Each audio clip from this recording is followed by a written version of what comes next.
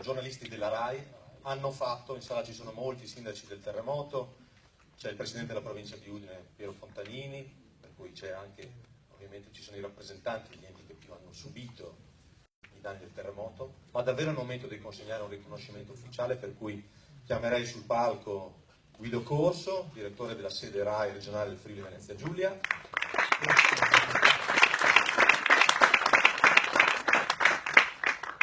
E vi prego di accogliere con un grande applauso i due protagonisti dei filmati che avete visto sullo schermo, entrambi con una lunga e diversa carriera, con stili differenti, colleghi e amici di lunga data, Ede Kosser e Gianni Minà.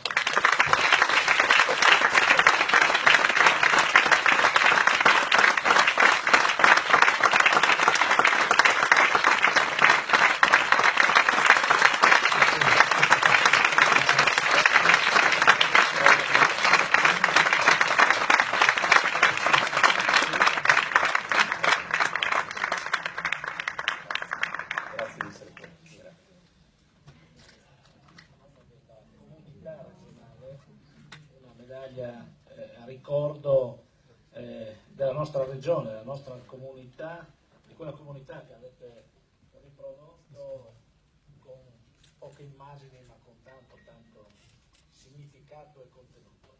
Grazie a voi.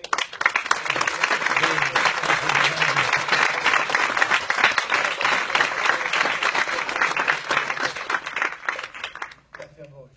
Grazie. E anche ovviamente al direttore della sede RAI, a nome della gratitudine per tutto il lavoro che la RAI, anche regionale, ha fatto naturalmente per la documentazione e la cronaca di questo tragici.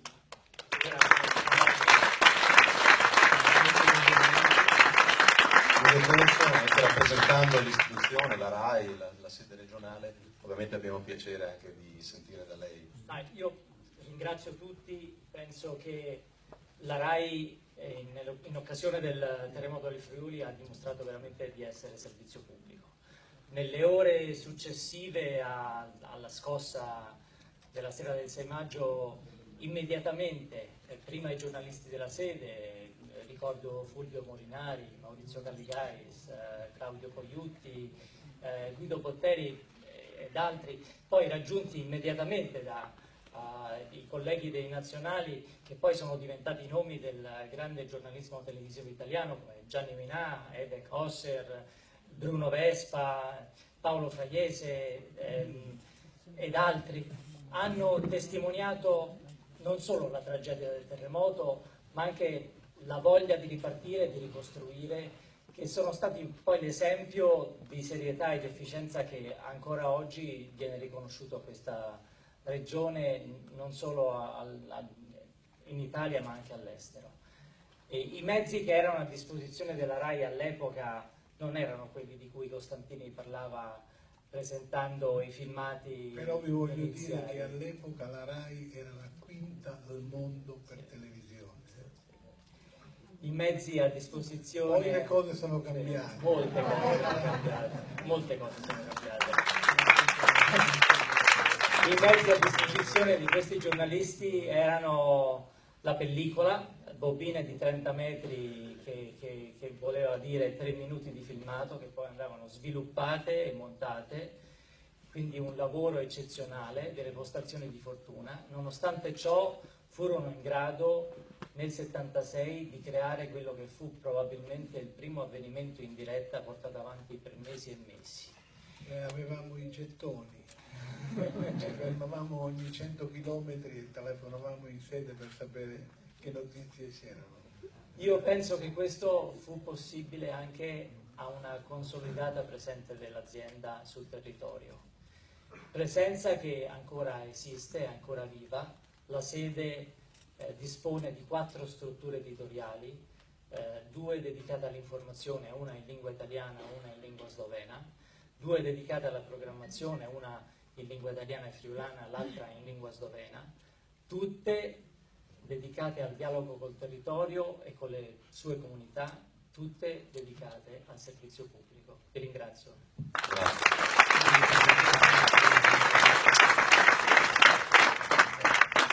Grazie a Guido Corso, grazie a Franco Jacob, prego Ede Coster e Gianni Minà di accomodarsi, invito accanto a loro sul palco due altri rappresentanti dell'informazione, in questo caso della carta stampata, e con piacere che accolgo quindi Roberto Pappetti, direttore del Gazzettino, Domenico Pecci del Messaggero Veneto, mettiamo sul palco Cristiano Degano, che è responsabile dei programmi italiani della sede Rai del Friuli Venezia Giulia,